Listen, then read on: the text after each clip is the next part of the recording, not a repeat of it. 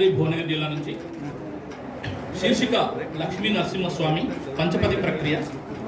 హాదఋషి ఋష్య శృంగ మహర్షి శాంతల పుత్రుడు.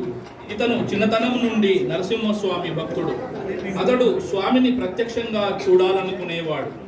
ఆంజనేయుని సలహాతో తపస్సు చేయసాగాడు. అతని తపస్సుకు మెచ్చి స్వామి ప్రత్యక్షమయ్యే లక్ష్మీ నరసింహ ఉగ్ర రూపం చూసి శాంత రూపంలో కనిపించమని కోరే కరుణించి లక్ష్మీ సమేతుడై కనిపించే స్వామివారే.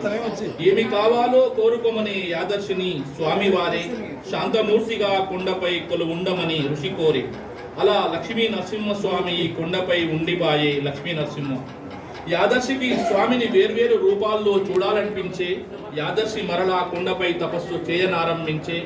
అతని కోరిక తీర్చ పంచ రూపాల్లో దర్శనమిచ్చే.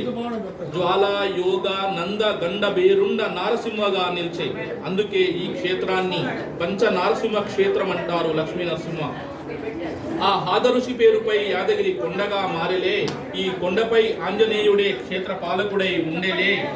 విష్ణు పుష్కరిణిలో భక్తులు స్నానమాచరిస్తారులే. అనారోగ్య గ్రహ పీడలను నివారించుకుంటారులే. అలా యాదగిరి కొండకు భక్తులు అధికం ఇస్తారులే. లక్ష్మీ నరసింహ. ధన్యవాదాలు.